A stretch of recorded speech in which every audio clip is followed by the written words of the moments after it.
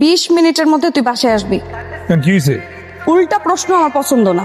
হাটরাই কেমনে আসবো? ওই তুই বাসায় আসবি না আমি হাটে আসবো? মেজাজ খারাপ করিস না পূর্ণিমা। 20 মিনিটের মধ্যে আমি বাড়ি যেতে পারবো না। আমার এতে কমপক্ষে আধা ঘন্টা লাগবে। এর চেয়ে 1 সেকেন্ড বেশি সময় যেতে না লাগে। তাড়াতাড়ি তুই বাসায় আয়। জীবনে যত ভালো কাজ করস বিয়ার মতো ভালো কাজ করিস না। জীবন যে কোন সময় গরুর গোবর হয়ে যাবো কেন ভাবি না।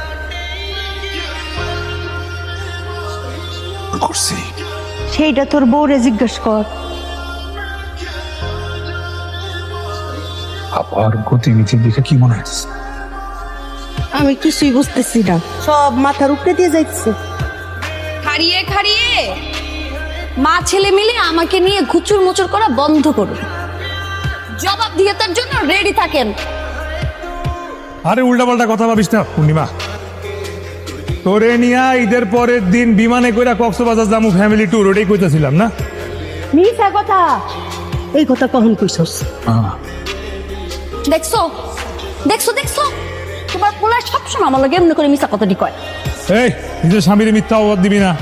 আমি এই জীবনে তোর সাথে এক বিন্দু পরিমাণ মিথ্যা কথা বলি না, কারণ আই লাভ ইউ। আসসালামু আলাইকুম। মামা একদম ঠিক সময় আসছেন। দেখেন আপনার ভাগ্নির আচরণটা দেখেন খালি।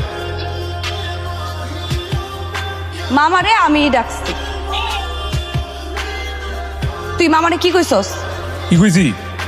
তোরে আমি মাস্টারের মতো শাসন করি? আমার লেগে তোর জীবন অতিষ্ঠ হয়ে গেছে? আমারে বিয়া করার পর তোর জীবন গরুর গোবরের মতো হয়ে গেছে? বুঝছিস সব? আল্লাহ এটি ডাক জাহান কথা দূর। পূর্ণিমা ওইটা কইতে যাবো? তোমার বিয়া করা বউ, তোমার সাথে আমি সুখে আছি। মামায় মিথ্যা কথা না বললো। এতে শাম কখনো মিথ্যা বলে না। কইছস কেন? কেন কইছস? জবাব দে। দাদ মামা তো অন্যায় কিছু বলে নাই আম্মাজান। আপনি আমার সামনে হিংস্র দৃষ্টিতে তাকে জিজ্ঞাসা করতেছেন। হিংস্রতা দিয়ে সংসার হয় না আম্মাজান, সংসার হয় সম্মান দিয়ে, ভালোবাসা দিয়ে, মমতা দিয়ে। বাঘের দৃষ্টিতে সংসার টিকে না, সংসার টিকে হরিণের দৃষ্টিতে। প্রত্যেক দিন আপনাদের কেওয়াজ মেটানোর জন্য আসা আমার জন্য অসম্মানজনক। থাক মামা, ছোট মানুষ, বাদ দাও, আমি শিখাই নিব।